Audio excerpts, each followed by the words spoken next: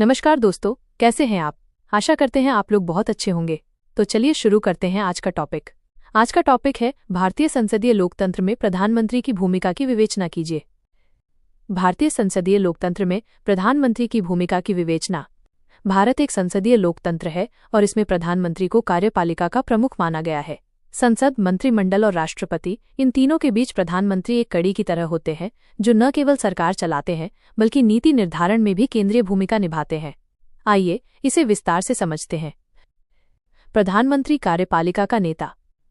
प्रधानमंत्री भारत सरकार की असली शक्ति के केंद्र होते हैं।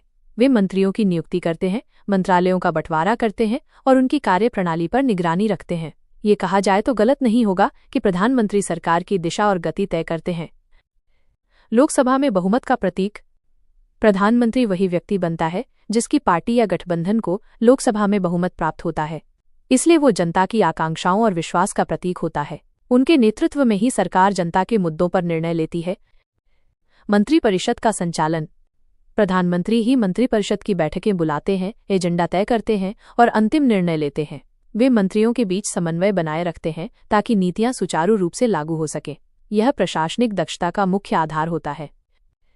देश और विदेश की नीतियों में नेतृत्व। प्रधानमंत्री विदेश नीति को भी दिशा देते हैं। वे दूसरे देशों के साथ रिश्तों को मजबूत करने, व्यापार समझौतों को आगे बढ़ाने और वैश्विक मंचों पर भारत का प्रतिनिधित्व करते हैं। राष्ट्रपति और संसद के बीच पुल। प्रधानमंत्री राष्ट्रपति को मंत्रिपरिषद के फैसलों की जानकारी देते हैं और संसद में नीतियों की व्याख्या करते हैं।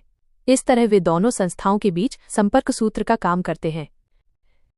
निष्कर्ष। तो देखा आपने, प्रधानमंत्री केवल एक प्रशासनिक अधिकारी नहीं बल्कि लोकतांत्रिक व्यवस्था की आत्मा है। उनका निर्णय नीतियों को दिशा देता है और उनका नेतृत्व देश को एकजुट करता है। दोस्तों, आशा है कि आपको यह विषय समझ में आया होगा। अगली बार फिर मिलेंगे एक और नए और रोचक टॉपिक के साथ। तब तक के लिए धन्यवाद और खुश रहिए।